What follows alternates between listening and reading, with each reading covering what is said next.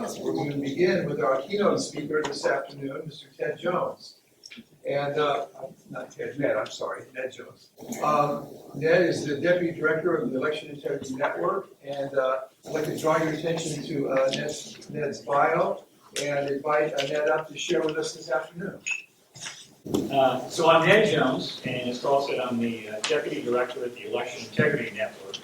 I live right outside of Richmond, Virginia, in a town called Glen Allen, with my wife of 52 years, who's joined us today. 3 grown children and 3 wonderful grandchildren, as many of you grandparents really know what I'm talking about. The reason I talk about a little bit of my personal information is because I want you to know that I'm just a regular person that got involved in election integrity.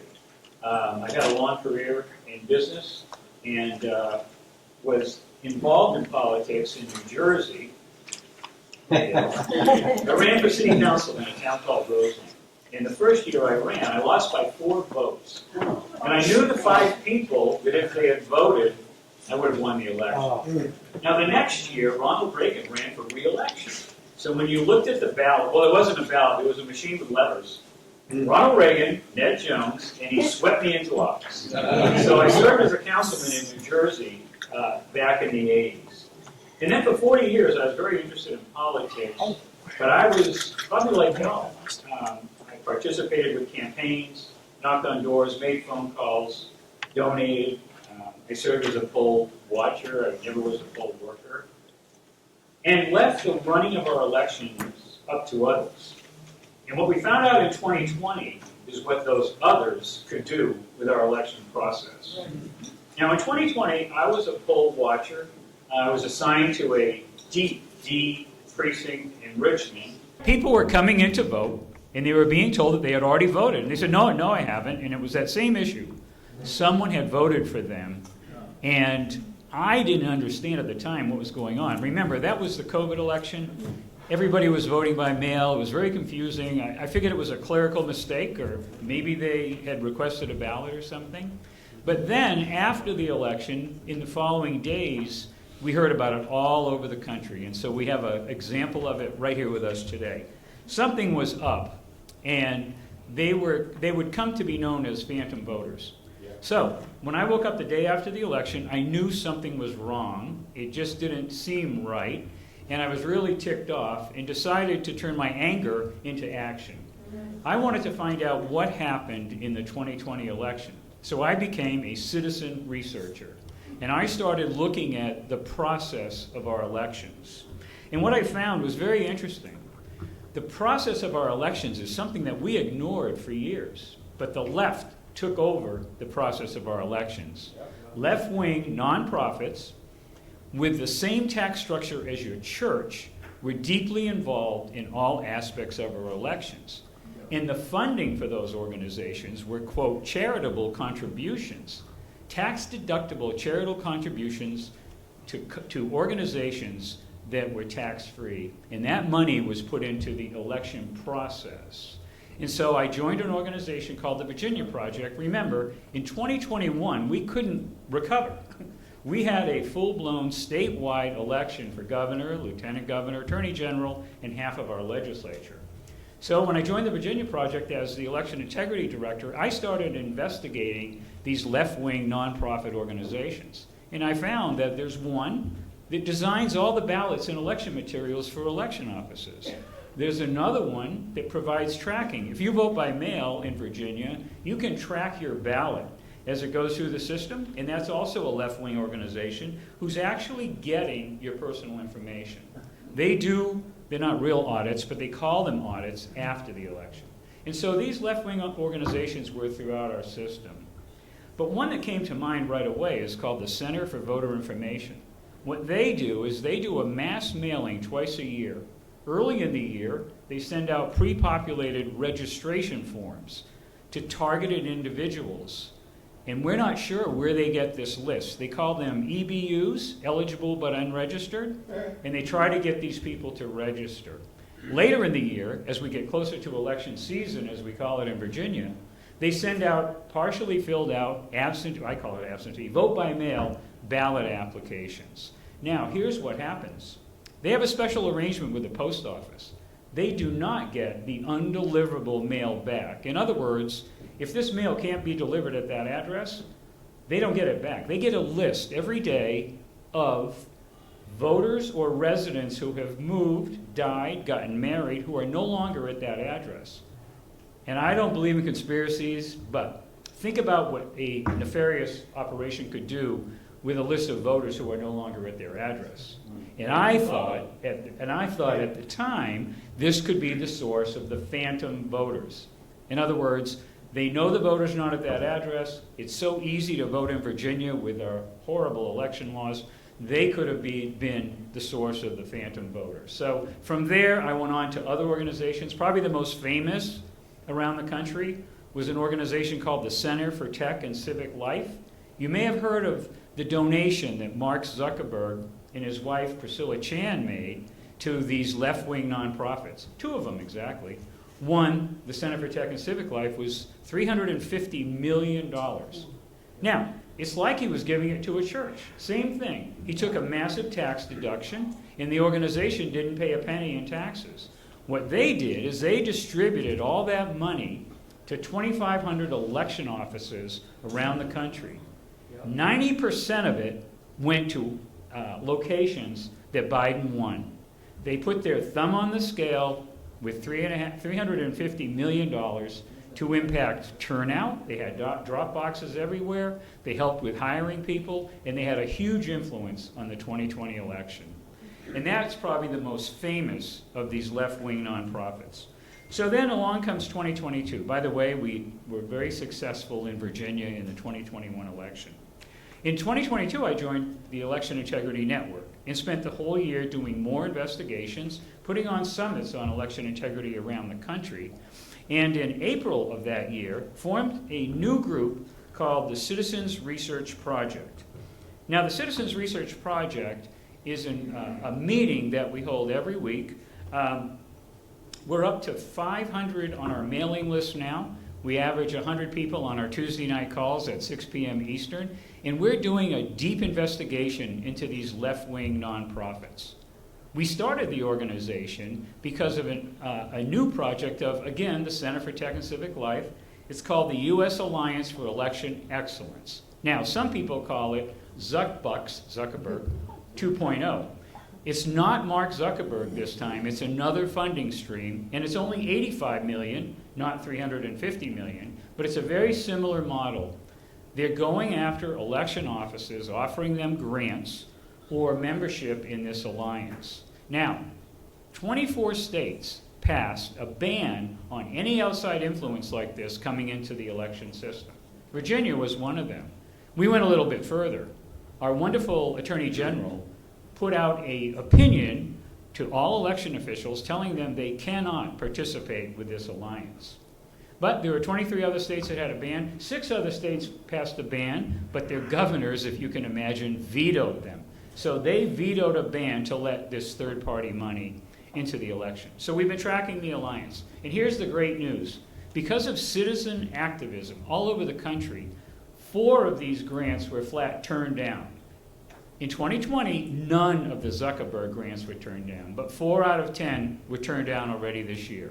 And a couple of the locations refused to join the alliance. We're making progress.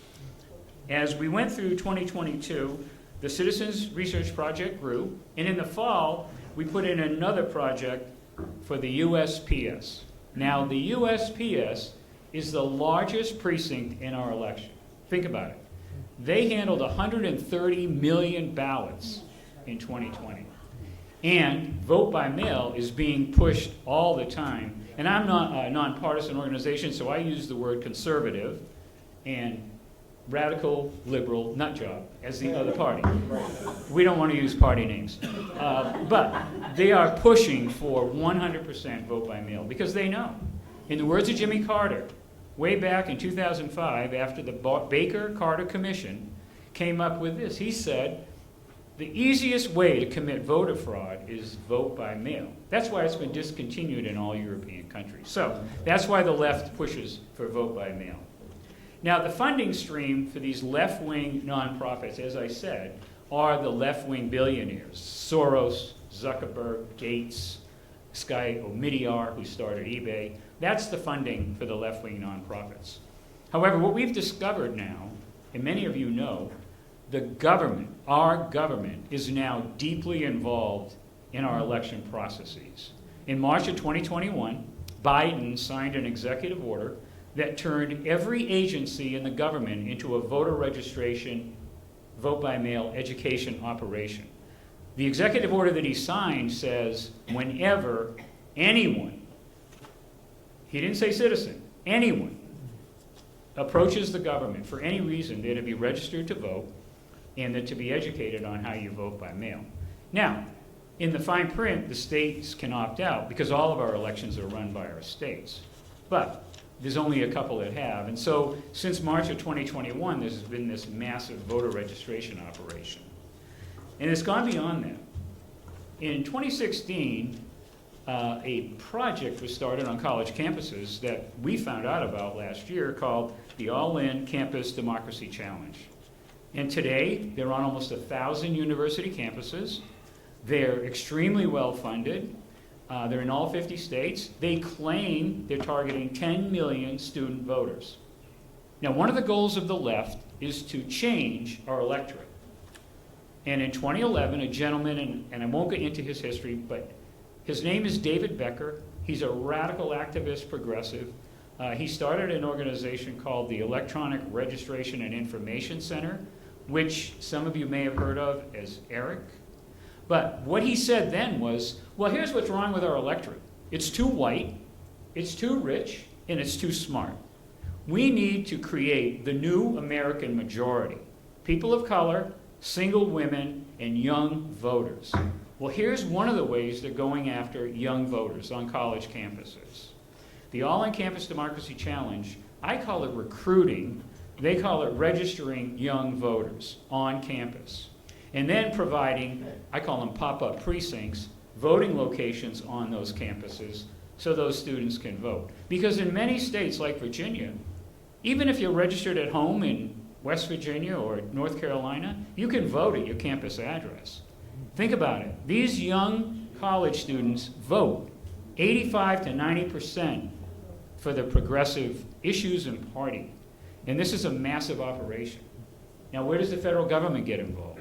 Because a lot of these students who are involved are getting paid under the work-study program. The Department of Education came out with a memo last year telling all colleges, you will have a voter registration operation, and you can use work-study funds to fund it. So the federal government got involved in voter registration in every agency, plus this particular one that we're interested in on college campuses.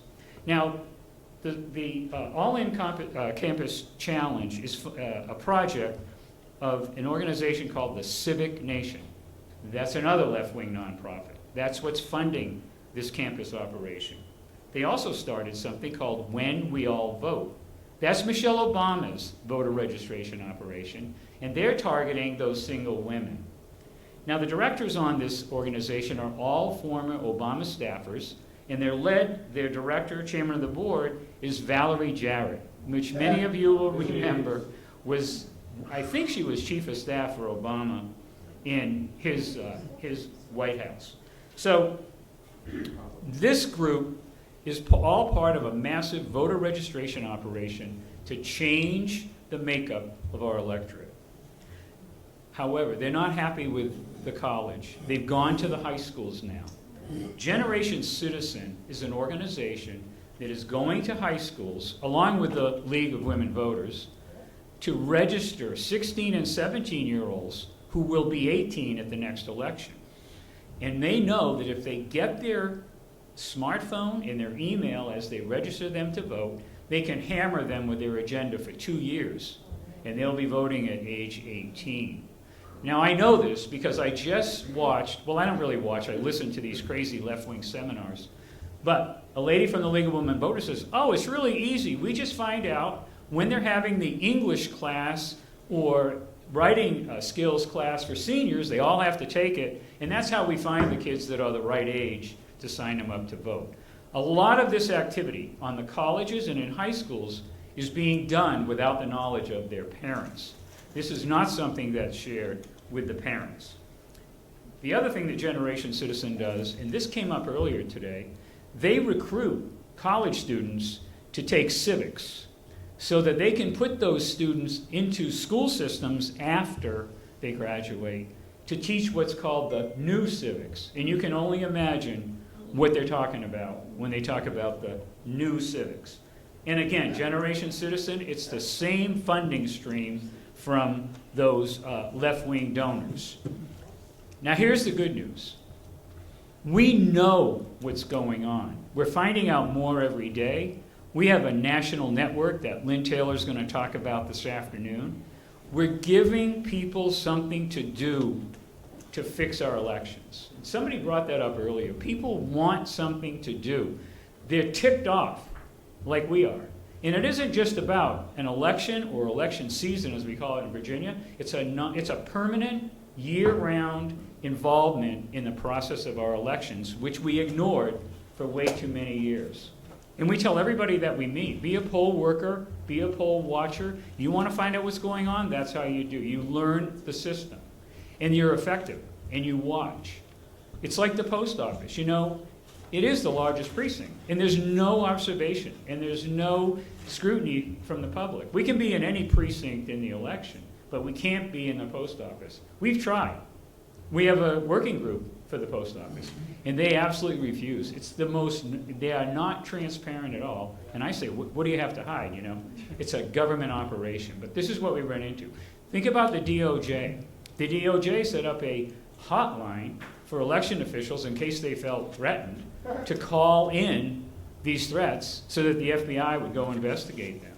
The Department of Homeland Security set up a censorship program where they were censoring conservative talk on social media, and then they had a whole system of, again, nonprofits to go after the social media companies, take down the posts, cancel the accounts. You know, it's so funny that Elon's picture was up there, because if it wasn't for him, we wouldn't know about half of this stuff. When he released the Twitter files, we found out about what DHS was up to. And lastly, in the government, the DOD has now gotten involved.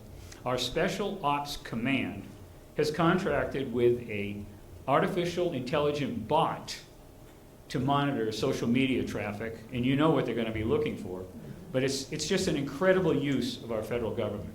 But that's how desperate they are. And the good news is they know we're after them. They know we're involved. They know that citizens now are getting involved in the process of our elections.